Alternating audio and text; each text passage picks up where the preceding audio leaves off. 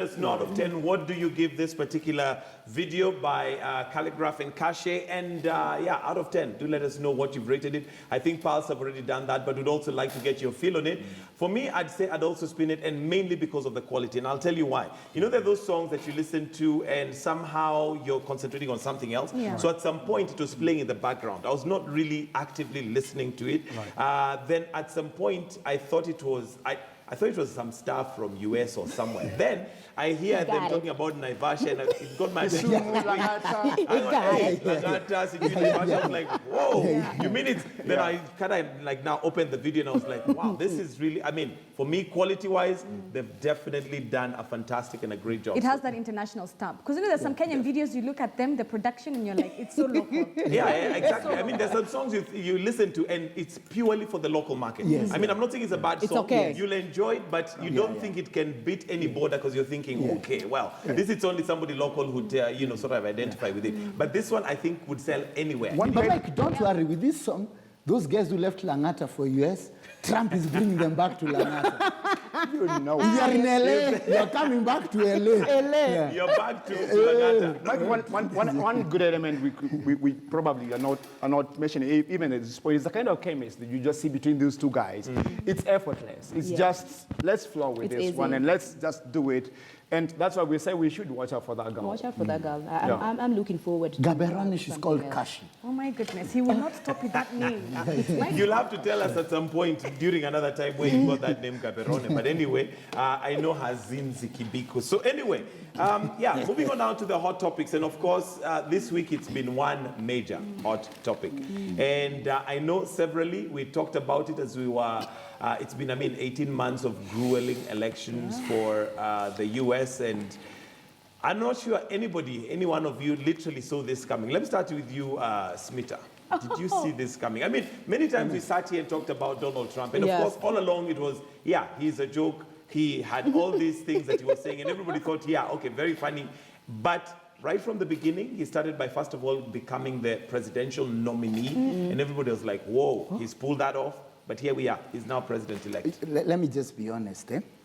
On Tuesday, I wrote an article for the main paper, an entire page, saying how America's most dangerous gamble is Donald Trump, but luckily you won't get it. Yeah, like oh dear. will fail like his casinos. Now on Wednesday, because you know the elections are overnight, and I woke up like at 1, 2 hours, and I was up. Are you the one responsible for the picture and the headline that we had on the Wednesday? Now on Wednesday, I had written a story about Clinton being on the verge of history. Yes. And then, in fact, that was the headline, on the verge of history, with Clinton on the front page. Now we know who to shoot. Who got us into trouble? No, forget about it. She's still on the verge of history.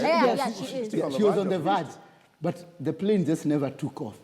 But she was on the verge, and honestly, I was so shocked. I'll confess. Yeah, for the first time in years, I had vodka in the morning. Because I went, it's not. I went into sort of a meltdown because you begin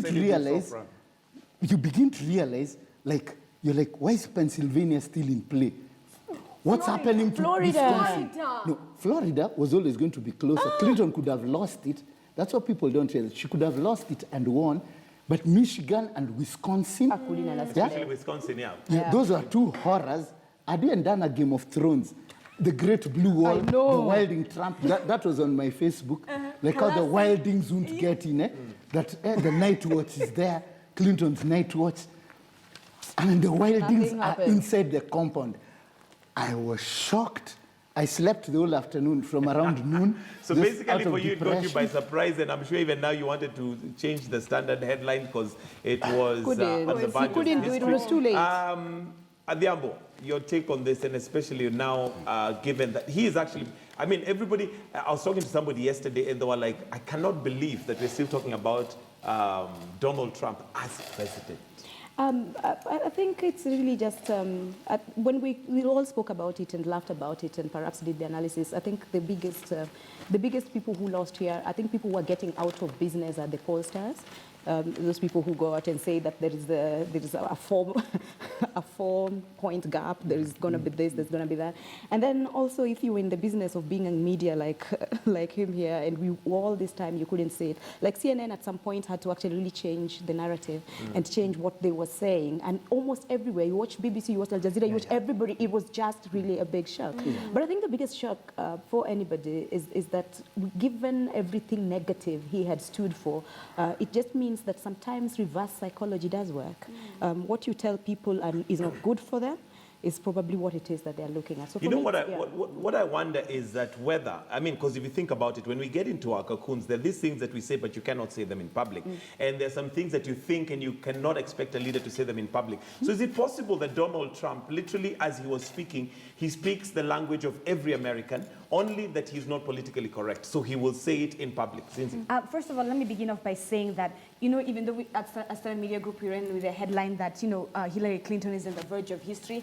As a woman, I think she has made history. That woman ran a tough campaign, and even Donald Trump himself came out and said when he was giving his speech that, you know, kudos to Hillary Clinton. That woman has put women on a different platform when it comes to politics, you know, so I still give her that for her. Also, in regards... However, she remains on the verge of history. It's the verge, she doesn't make it to history, but anyway, yeah.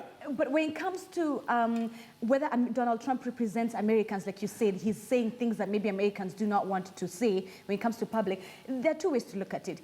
Most Americans, when these results came out, were like, you know what, dear world, Donald Trump does not represent us, you know. But at the same time, there were people who, this is the thing, there's a certain pollster, he goes by the name Nick.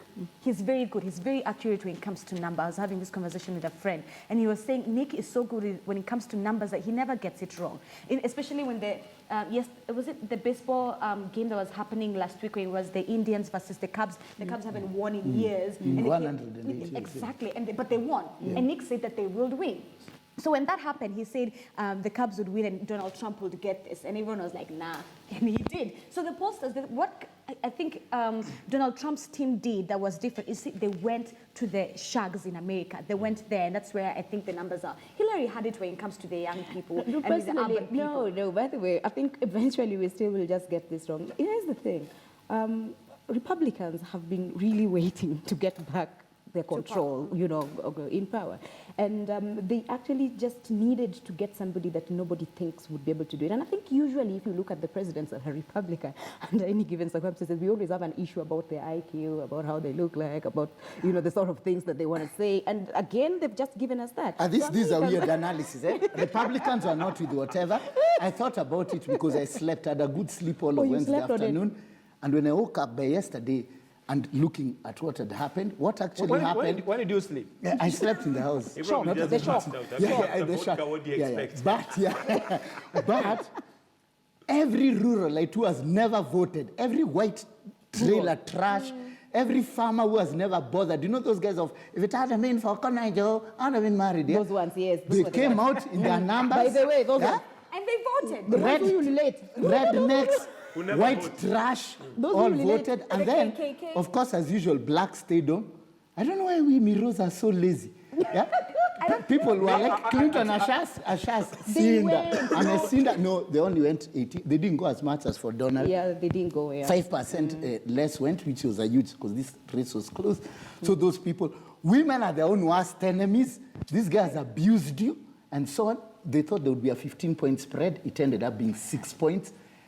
And, you know, I mean, like, yeah, so have I covered all the demographics? The Latinos. We have said no wonder they produce cocaine and everything. Really? Eh? Colombians and so on, these people, they have problems everywhere. Because Trump abused them and 30% of them still voted. So, see, they just come here, we give them nyaunyos, eh? Because that's just, is it called, what's that word for pain? Masochism.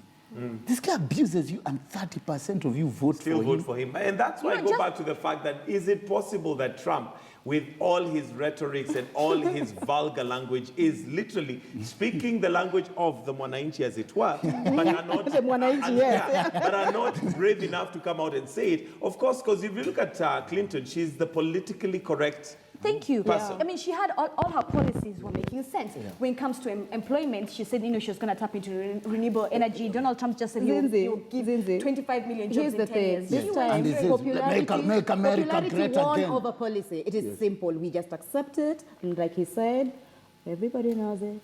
You all know it. Folks, we did it. And maybe to hear from Stevens, this one is one that even the octopus, you remember the octopus was predicting? I bet it would have got it wrong, but Stevens, your take on this. I don't think we have an apology for what you've been saying all those 18 months and so about these two guys, because my choice for who would have been president of the United States of America is still the same. Okay, we were heartbroken, people cried, life moves on.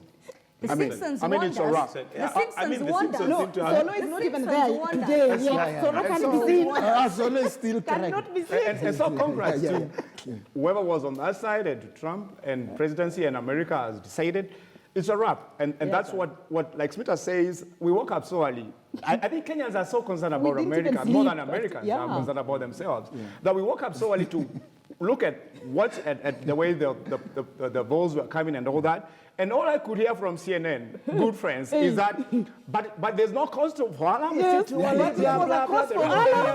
And then I remembered around 8, 9, the language, like you say, started to change. I mean, it's turning red everywhere. And I'm just wait a minute.